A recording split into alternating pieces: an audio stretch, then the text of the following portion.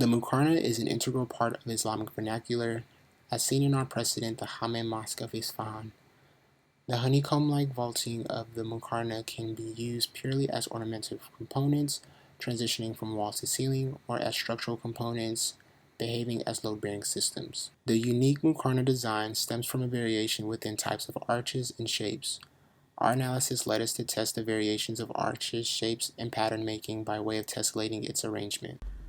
This iteration componentized muqarna's curved surface and reorganized its orientation, so the aesthetical aspect of muqarnas turned into structural system. Reoriented angles and directions of the surface generate its unlimited, expandable character. This iteration emphasizes the distinctive differences between the muqarna in which denotes each gate of the mosque, where triangulation within each range in subtlety and intensity. By way of nesting and bullying, a solid mass is formed to experience the three instances. Here, a fragment of the precedent was extracted and reimagined by extrapolating on its curvilinear geometry. Through arraying the fragment, a wing of the dome was reassembled. The wing was then mirrored and flipped, thus formulating a new assemblage in which reorients the faces of the geometric dome structure. These abstractions were then multiplied by copying, mirroring, and rotating their base configurations. Projected onto a primitive object, these artifacts are used to extract out volume, creating a stereotomic form.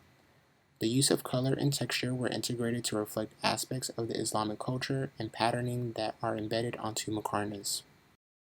Similar operations informed the next phase into the urban construct, looking at Al-Razi's monuments as a source for integrating and amplifying the human experience. The base configurations not only inform the interior but also the exterior as it starts eroding away at its geometry. Its cubic solid volume on top of the pavilion gives a sense of solidity and monumentality.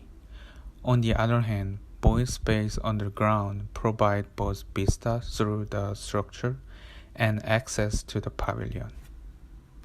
When you are looking up the ceiling, you are able to compare the complexity of the ceiling geometry with the simplicity of its facade. Ceiling configuration indicates rearrangement of arches, curvatures, and patterns of muqarnas. Reoriented geometry expands its void space into the box, so visitors can sense more volumetric quality. Since underneath the pavilion will be shaded by its monumental roof, occupiable space is dedicated for gathering and resting space during the hot sunny days in Los Angeles.